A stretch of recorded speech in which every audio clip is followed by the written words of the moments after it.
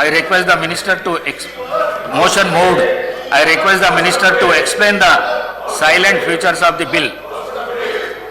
అధ్యక్ష, తెలంగాణ పంచాయతీరాజ్ చట్టం 2018 ప్రకారం రాష్ట్ర ఎన్నికల సంఘం స్థానిక సంస్థల ఎన్నికల నిర్వహణకు గాని జారీ చేసే ఎన్నికల నోటిఫికేషన్ తేదీ నాటికి మినిస్టర్ గారు సెక్షన్ 11(1) ప్రకారం అర్హత గల నమోదైన ఓటర్లు అందరూ ఎన్నికల్లో పాల్గొనడానికి మరియు ఓటు హక్కు వినియోగించడానికి అర్హత కలిగి ఉంటారు అధ్యక్ష. అయితే 2024 సంవత్సరం ఆగస్టు నందు ఎలక్షన్ కమిషన్ ఆఫ్ ఇండియా జారీ చేసిన ఆదేశానుసారం ఓటర్ల జాబితా పొందుటకు ఎలక్షన్ కమిషన్ ఆఫ్ ఇండియాకు 60 రోజులు ముందుగానే లేఖ రాయాలి అధ్యక్ష. తదుపరి అప్పటి వరకు అందుబాటులో ఉన్న ఓటర్ల జాబితా అసెంబ్లీ నియోజకవర్గాల వారీగా ఇస్తారు. స్టేట్ ఎలక్షన్ కమిషన్కి సొంత ఓటర్ల జాబితా లేదు. ఓటరు నమోదు ప్రక్రియ ఎలక్షన్ కమిషన్ ఆఫ్ ఇండియా నిరంతరం చేపడుతుంది. కావున 60 రోజులు ముందుగానే లేఖ రాసిన తదుపరి ఎలక్షన్ కమిషన్ ఆఫ్ ఇండియా జారీ చేసిన ఓటర్ల జాబితా అసెంబ్లీ నియోజకవర్గం వారీగా వాటిని ఆధారంగా చేసుకొని రాష్ట్ర ఎన్నికల సంఘం ఎన్నికల నిమిత్తం నోటిఫికేషన్ జారీ చేస్తుంది అధ్యక్ష. దీనివల్ల న్యాయపరమైన చిక్కులు ఎదుర్కోవటం జరిగి ప్రస్తుతం TPR act 2018 section 11 of sub section 1ను సవరించడానికి చట్ట సవరణ అవసరమైంది అధ్యక్ష. కావున ఎన్నికల నోటిఫికేషన్ ఇచ్చే నాటికి rule 22 of registration of electoral rules 1960 ప్రకారం అప్డేట్గా ప్రచురింపవలసిన ఓటర్ల జాబితాను ప్రామాణికంగా తీసుకొని సంబంధిత ఓటర్లకు ఎన్నికల పాల్గొనడానికి అవకాశం ఉండే విధంగా మరియు సాధ్యమైనంత వరకు ఎన్నికల నోటిఫికేషన్ జారీ అయ్యే నాటికి ఓటర్లను తీసుకోవడానికి కానీ ప్రస్తుతం సెక్షన్ 11(1) చట్ట సవరణకి ప్రతిపాదించబడేదైంది అధ్యక్ష. దీనివల్ల ఎలాంటి న్యాయపరమైన చిక్కులు కలిగే అవకాశం ఉండకూడదని ఈ బిల్లు యొక్క సారాంశం అధ్యక్ష. కావున ఈసీఐ జారీ చేసిన అప్డేటెడ్ మరియు ప్రచురింపబడ్డ ఓటర్ల జాబితా ఆధారంగా రాష్ట్ర ఎన్నికల సంఘం ఎన్నికల నోటిఫికేషన్ జారీ చేస్తూ ఉన్నది. దీనికి సంబంధించిన అంశం విషయంలో అందరికీ కూడా ఎన్నికలు ప్రజాస్వామ్యంలో పాల్గొనడానికి యాజ్ ఫార్ యాజ్ పాసిబుల్ అనే క్లాజ్ను పెట్టడం, అదే చిన్న చట్ట సవరణ చేయడం జరిగింది అధ్యక్ష. దీనికి కూడా అందరు సభ్యులు కూడా అనుమతిస్తారని ఆశిస్తా ఉన్నాను. నేను అదేవిధంగా గౌరవ సభ్యులను కోరుతా ఉన్నాను, దయచేసి స్పీకర్ గారి చైర్కి సహకరించమని. స్పీకర్ గారు మరి మీ చైర్లో కూర్చున్న ప్యానెల్ స్పీకర్కి సంబంధించి వారు కూడా స్పష్టంగా ప్రతిపక్షానికి సంబంధించిన టీఆర్ఎస్ సభ్యులకు తెలియజేయడం జరిగింది అధ్యక్ష. ఈరోజు నేను గౌరవ సభ్యులకు టీఆర్ఎస్కి సంబంధించిన సభ్యులను కోరుతా ఉన్నాం, మీరు అడగగానే వెంటనే మా గౌరవ మరి మైనింగ్ మినిస్టర్ గారు డాక్టర్ వివేక్ గారు మొదటగానే విచారణ జరిపిస్తాం పూర్తి స్థాయిలో అని స్పష్టంగా చెప్పారు. అయినా కానీ ప్రజాస్వామికంగా ఉండాలి. మీరు ఇంకా డిమాండ్ చేస్తా ఉన్న తరుణంలో ఈరోజు మేమే అధ్యక్ష ప్రభుత్వంలో ఉండి ఎవరు తప్పు చేసినా ఊరుకునేది లేదని నోటీసులు కూడా ఇచ్చింది మా ప్రభుత్వం, వారి ప్రభుత్వం కాదు. ముఖ్యమంత్రి రేవంత్ రెడ్డి గారు నిన్న స్వయానా లేచి మొత్తం సిబిసిఐడి ఎంక్వైరీకి వేశారు అధ్యక్ష. మొత్తం సిబిసిఐడి ఎంక్వైరీ అయినాక హౌస్ కమిటీకి ఏమన్నా ఆలోచన ఉంటుంది అధ్యక్ష? హౌస్ కమిటీ రికమెండేషన్ ప్రకారం ఈరోజు దానికి సంబంధించిన టర్మ్స్ హరీష్ రావు గారు విషయంలో ఒక స్పష్టత నేను హరీష్ గారిని కోరుతా ఉన్నా. ఈరోజు ముఖ్యమంత్రి గారు సిబిసిఐడి విచారణకు ఆదేశించడం జరిగింది. రాష్ట్రానికి సంబంధించి రాష్ట్ర ప్రభుత్వానికి సంబంధించి this is the highest level of enquiry. వారందరికీ కూడా తెలుసు, పెద్దలు సబితా ఇంద్రారెడ్డి గారు హోంమంత్రిగా బాధ్యతలు నిర్వహించారు. CBCID enquiry is the highest form of inquiry which can be ordered by the state government అధ్యక్ష. దానికంటే పెద్దది ఉండదు. 2014 నుంచి ఇప్పటి వరకు కూడా జరిగిన తప్పులు కానీ మరి మీరు అనుకుంటున్న అనేక అంశాలు మీరు నేరుగా సిబిసిఐడికి సంబంధించిన విచారణ అధికారి ముందట పోయి మీరే కాదు సంబంధిత ఆధారాలతో ఉన్న మరి ఏ ప్రచురణకైనా వారు తీసుకొని దానిపైన విచారణ జరిపిస్తారు అధ్యక్ష. కేవలం ఈరోజు సభను అడ్డుకోవాలని సభాపరంగా పూర్తి స్థాయిలో అడ్డుకునే కార్యక్రమం చేయాలని రాష్ట్ర ప్రజలకు సంబంధించిన బడ్జెట్ సంబంధించిన అంశం మేము వారిని అపీల్ చేస్తా ఉన్నాం. As a legislative minister and appealing to my colleagues here అధ్యక్ష. ప్రత్యేకంగా బీఆర్ఎస్ పార్టీకి సంబంధించిన శాసనసభ్యులను డిప్యూటీ ఫ్లోర్ లీడర్గా ఇద్దరు కూడా పెద్దలు ఉన్నారు. ఇక్కడ గొప్ప అనుభవం ఉంది. ఈరోజు సిబిసిఐడి కంటే ఇంకా పెద్ద విచారణ నలుగురు ఉన్నారు. ముగ్గురు సబితా ఇంద్రారెడ్డి గారు ఉన్నారు. మరి వారు కూడా ఆలోచన చేసి ప్రజలకు సంబంధించిన అధ్యక్షం డిమాండ్స్ వారు ఏదైనా ఉంటే డిమాండ్స్లో ఆ డిమాండ్స్ ప్రకారం ఆ సబ్జెక్ట్స్ ప్రకారం చేయాల్సిన ధర్మం ఉంటుంది అధ్యక్ష. వారి హక్కు. వారు ఏది చెప్పినా మేము సమాధానం ఇవ్వడానికి పూర్తి స్థాయిలో మరి అన్ని ప్రశ్నలకు సమాధానం చెప్తాం అధ్యక్ష. డిమాండ్స్ పక్షాన అందరూ గౌరవ మంత్రులు ఉన్నారు. చాలామంది శాసనసభ్యులు ఈ డిమాండ్స్ పక్షాన పాల్గొనాలని ఎదురు చూస్తూ ఉన్నారు. దయచేసి అర్థం చేసుకొని ఈరోజు సిబిసిఐడి ఎంక్వైరీ చేసిన తర్వాత కూడా ఇదే విధమైన డిమాండ్ పెట్టడం సరికాదు. ఈరోజు చైర్కు సహకరించాలని సభ సజావుగా జరగడానికి సహకరించాలని మా పక్షాన వారిని కోరుతా ఉన్నాం అధ్యక్ష.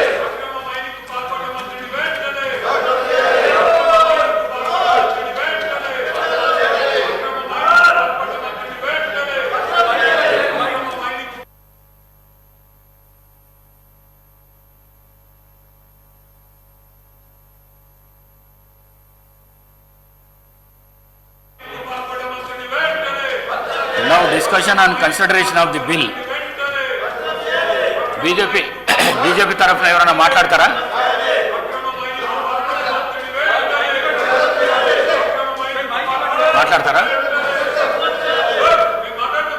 సాంబశివరావు గారు మాట్లాడతారా?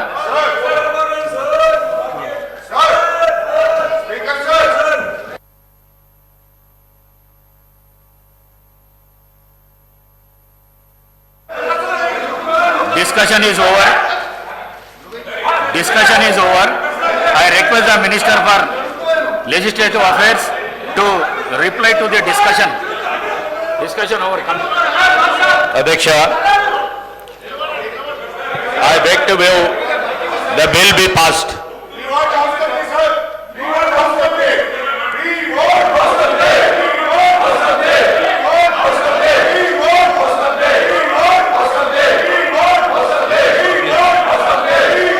Reply is over. The question is that the Telangana Panchayat Raj Third Amendment Bill 2026 be taken into consideration. Those who are for the motion, please say ayes. Those who are against, please say no. Ayes have it. The motion is carried. The bill is considered. I shall now put the clauses to vote. There are no amendments to class 2, class 1 enacting formula and long title. They are before the House. The question is that those who are for the class 2, class 1 enacting formula and long title, please say ayes. Those who are against, please say no. Ayes have it. Class 2, class 1 enacting formula and long title do stand part of the bill. I shall request the Minister for Legislative Affairs to move the motion for passing the bill. Adhyaksha, I beg to move the bill be passed. Motion moved. The question is that the bill be passed. Those who are for motion, please say ayes. Those who are against, please say no. Ayes have it. The motion is carried and the bill is passed.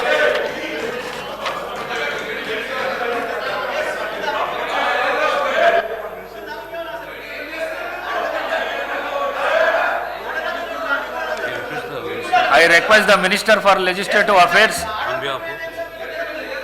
for SC/ST welfare to move the motion to taking into consideration of the Telangana Employees Accountability and Monitoring of Parental Support Bill 2026.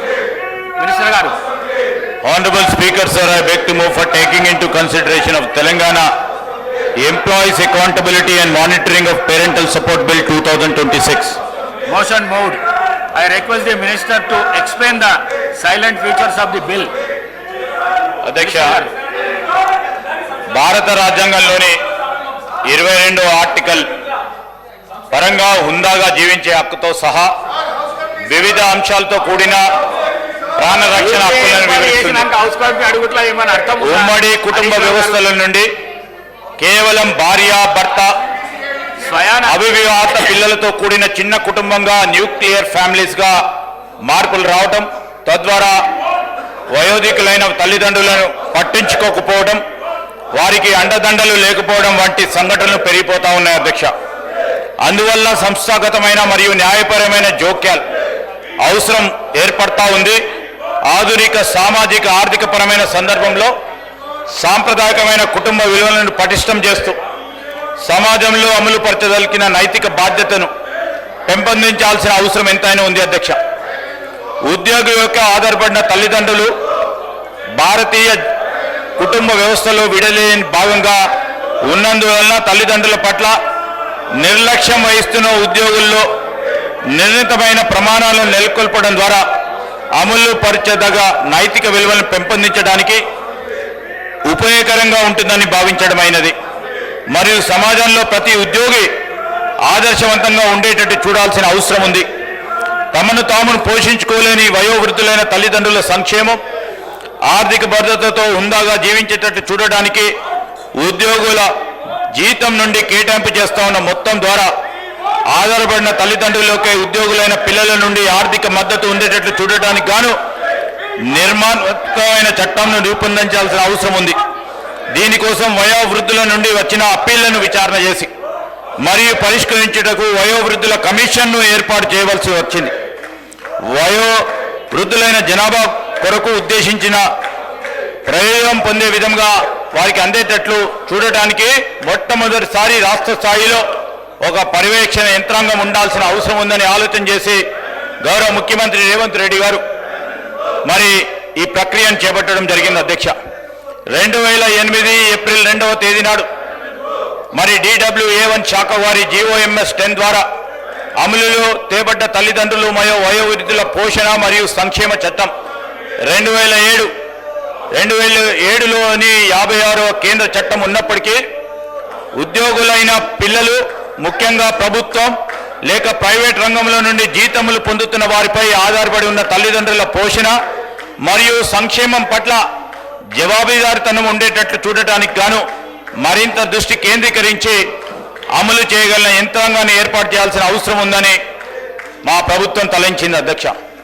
అందువల్ల ఉద్యోగం చేస్తా ఉన్న పిల్లలు తమ తల్లిదండ్రుల పట్ల గౌరవం, సంరక్షణ మరియు సేవలను అందించడంలో మౌలికమైన తల్లిదండ్రుల పట్ల బాధ్యతను కలిగి ఉండటానికి మరియు దాన్ని నెరవేర్చడానికి ప్రభుత్వం కొత్త చట్టాన్ని తెచ్చడానికి నిర్ణయించడం అధ్యక్ష ఈ బిల్లులోని ప్రధాన అంశాలు అధ్యక్ష. ఈ బిల్లులు ఈరోజు రాష్ట్ర వ్యాప్తంగా ఉన్న వయోవృద్ధులకు సంబంధించి వారి సంరక్షణ, వారి భద్రత, వారికి సంబంధించిన సంక్షేమానికి సంబంధించి మన రాష్ట్రం మొట్టమొదటి రాష్ట్రం అధ్యక్ష.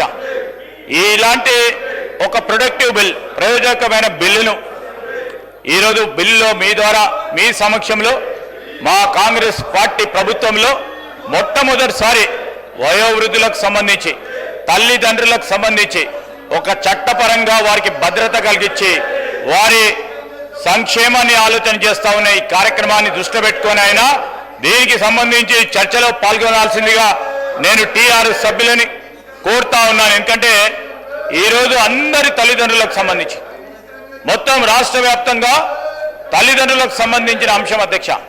వారు కూడా ఎప్పుడో మరి వయోవృద్ధులు అవుతారు. అదేవిధంగా అందరూ కూడా వయోవృద్ధులు ఈరోజు నేచర్ చెప్తా ఉన్న అంశం. దాని విషయంలో అందరూ కూడా వారికి ఏదైనా ఆలోచన ఉంటే ఈనాటి ఒక ప్రత్యేకమైన బిల్లును ప్రవేశపెడతా ఉన్న సందర్భంలో వారికి ఇంకేదైనా సృజనాత్మకమైన ఆలోచనలుంటే ఇవ్వటానికి ఆస్కారం ఉంది, ఆలోచన చేయమని ఇప్పటికైనా మరి వారు చేస్తా ఉన్న కార్యక్రమాన్ని విరమించి తప్పకుండా ఈ చర్చలో పాల్గొనాలని నేను మీ ద్వారా గౌరవ సభ్యులను కోరుతా ఉన్నాను అధ్యక్ష.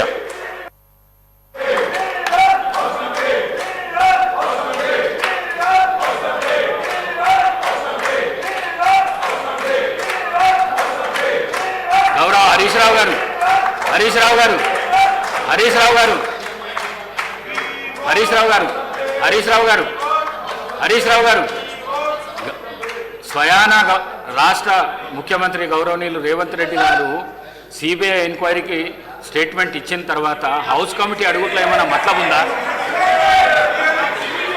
ప్రజా సమస్యలు మాట్లాడవలసిన హౌస్ లోపట ప్రజా సమస్యలు మాట్లాడకుండా మీరు ఈ విధంగా లొల్లి చేసుడు మీకు ఏమైనా న్యాయం అనిపిస్తుందా? ప్లీజ్ మీరు కూర్చోండి, మీకు అవకాశం ఇస్తా, కూర్చోండి. CBCID now discussion is consideration of the bill. Payal Shankar గారు, పాయల్ శంకర్ గారు, పాయల్ శంకర్ గారు, పాయల్ శంకర్ సార్ అధ్యక్ష అధ్యక్ష అధ్యక్ష ముందు సభను ఆర్డర్లో పెట్టండి. వాళ్ళ బాధ ఏమున్నదో ముందు ప్రభుత్వం తరఫున వాళ్ళ బాధ అయిన ఆ బాధకైతే ముందు రిప్లై ఇచ్చి సభను ఆర్డర్లో పెడితే మిగిలింది 2 రోజులు. నిన్న దినమంతా వట్టిగానే పోయింది, ఇవాళ కూడా ఇట్లనే పోతే ఇక మిగిలింది రేపేదో తూతూ మంత్రంగా పూర్తయిపోతే శాసనసభ సమావేశాలే 45 రోజులకు 10 రోజులు 12 రోజులు పెడుతున్నాం. ఈ 12 రోజులలో కూడా ఇదే గలాటతో ఈ రాష్ట్ర సమస్యలు చర్చకు రాకుండా ఈ రకంగా సభ నడిస్తే రాష్ట్ర ఇప్పుడు ఈ విషయం మీద వాళ్ళకు ఉన్నటువంటి అనుమానాల మీద ప్రభుత్వం నివృత్తి చేయాలి. ప్రభుత్వం ఇచ్చేటటువంటి సమాధానం వాళ్ళకు సంతృప్తిగా లేనప్పుడు ప్రభుత్వం సంతృప్తిగా వచ్చే సమాధానం ఇవ్వాలి. పాయల్ శంకర్ గారు గౌరవ శాసనసభ్యులు, నిన్న ముఖ్యమంత్రి గారు స్పష్టంగా రాష్ట్ర వ్యాప్తంగా ఉన్న ఒక ప్రధానమైన సంస్థ, నేను ఇంతకుముందే చెప్పాను అధ్యక్ష, CBCID enquiry. Sir CBCID enquiry ఈ